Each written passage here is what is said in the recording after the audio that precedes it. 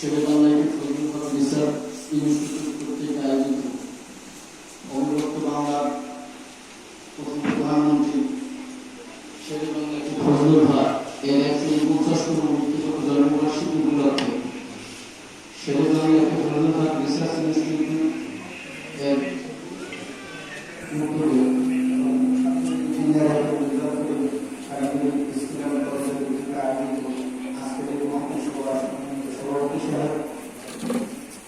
উপস্থিত আছেন আমাদের অভিভাবক জনাব মোহাম্মদ মোক্তার হোসেন উপস্থিত আছেন বিশেষ অতিথি বীর মুক্তিযোদ্ধা মোহাম্মদ মুহিবুল ইসলাম উপস্থিত আছেন বিশেষ অতিথি জনাব মোহাম্মদ নজরুল ইসলাম উপস্থিত আছেন কলেজের ভদ্র মহারাজ এবং বাংলার সূর্য সন্তান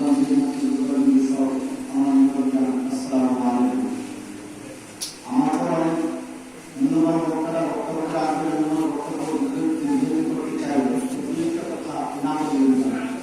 শেরেবাংলা ফজলুল হক ছিলেন আমাদের গর্ব। শেরেবাংলা ফজলুল হক ছিলেন কৃষক পরিবারের গর্ব।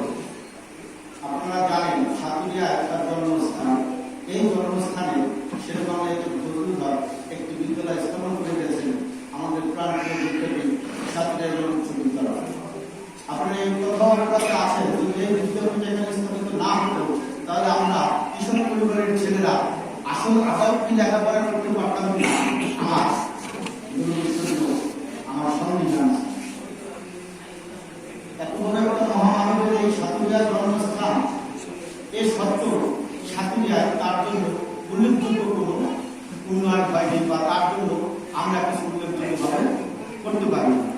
আমি ধন্যবাদ জানাই শেরেবাংলা রিসার্চ ইনস্টিটিউটের প্রতিষ্ঠাতা চেয়ারম্যান আব্দুল করিম রহমতুল্লাহ মহোদয়কে, যিনি ব্যক্তি উদ্যোগে আমাদের সকলকে নিয়ে এই শেরেবাংলা রিসার্চ